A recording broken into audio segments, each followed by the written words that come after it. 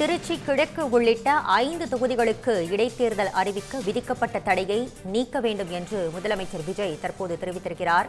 இடைத்தேர்தல் நடத்தக்கூடாது என்ற உள்நோக்கத்தில் அடிப்படை உரிமை இல்லாமல் வழக்கு தாக்கல் செய்யப்பட்டுள்ளதாக விஜய் பதில் மனுவில் தெரிவித்துள்ளார்.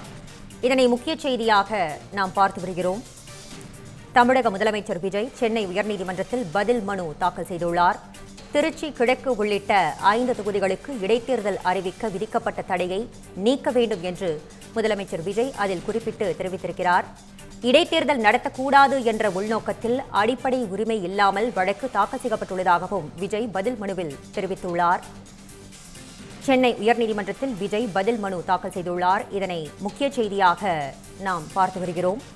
திருச்சி கிழக்கு தொகுதியில் 20 பேர் போட்டியிட்ட நிலையில் வழக்கை தாக்கல் செய்தவரை வென்றவராக அறிவிக்க வாய்ப்பு இல்லை என்று விஜய் தெரிவித்துள்ளார்.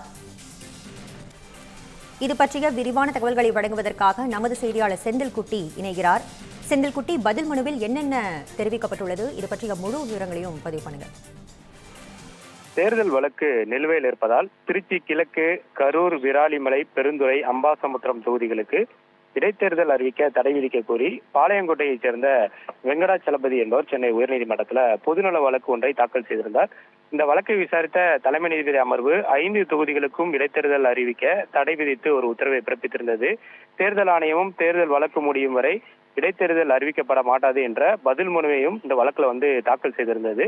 இந்த வழக்குல முதல்வர் விஜய் தரப்புல இன்று பதில் மனு தாக்கல் செய்யப்பட்டிருக்கிறது.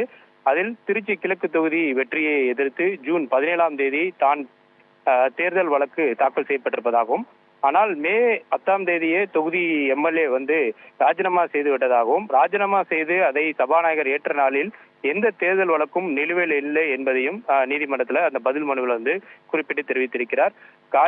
காலியான தொகுதிகளுக்கு தேர்தல் வழக்கு தாக்கல் செய்ய முடியாது எனவும், இடைத்தேர்தல் அறிவிக்க தடை கோரி வழக்கு தாக்கல் செய்தவர் தேர்தல் வழக்கு தாக்கல் செய்தவர் அல்ல என்றும், தொகுதி வாக்காளராகவும் அவர் இல்லை என்பதால் அவருடைய இந்த வழக்கை எதிர்த்து தாக்கல் செய்யப்பட்டிருக்கிற வழக்கை தள்ளுபடி செய்ய வேண்டும் என்றும் இந்த மனுவில் குறிப்பிட்டிருக்கிறார். திருச்சி கிழக்கு தொகுதிக்கு இடைத்தேர்தல் நடத்தக்கூடாது என்ற உள்நோக்கத்தின் அடிப்படை எந்த உரிமையும் இல்லாமல் இந்த வழக்கு தாக்கல் செய்யப்பட்டிருப்பதாகவும், தேர்தல் நிறுத்தி வைக்கப்பட்டதால் தொகுதியின் லட்சக்கணக்கான மக்கள் எம்எல்ஏக்களால் இல்லாமல் பாதிக்கப்பட்டிருப்பதாகவும், பொது நலனுக்கு எதிரான இந்த வழக்கு விசாரணைக்கு உகந்ததல்ல என்பதையும் அந்த பதில் மனுவில் விஜய் சுட்டிக்காட்டியிருக்கிறார். திருச்சி கிழக்கு தொகுதியில 20 பேர் போட்டியிட்ட நிலையில தேர்தல் வழக்கை தாக்கல் செய்தவரை வெற்றி பெற்றவராக அறிவிக்க முடியாது எனவும், காலியாக உள்ள திருச்சி கிழக்கு தொகுதிக்கு மக்கள் பிரதிநிதித்துவ சட்டப்படி தேர்தல் ஆணையம் இடைத்தேர்தல் அறிவிக்க வேண்டும் என்றும் பதில் மனுவில் தெரிவிக்கப்பட்டிருக்கிறது.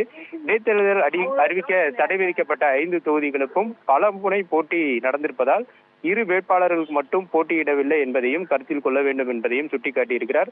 எனவே பொதுநலன் கருதி இடைத்தேர்தல் அறிவிக்க விதிக்கப்பட்ட அந்த தடையை நீதிமன்றம் நீக்க வேண்டும் என்ற ஒரு கோரிக்கை வைத்தும் இந்த இடைத்தேர்தலுக்கு தடை விதிக்க கோரி தாக்கல் செய்யப்பட்டிருக்கிற அந்த வழக்கை அபராதத்துடன் தள்ளுபடி செய்ய வேண்டும் என்றும் அவருடைய பதில் மனுவில் குறிப்பிட்டிருக்கிறார். உங்கள் விரிவான தகவல்களுக்கு நன்றி செந்தில்குமார்.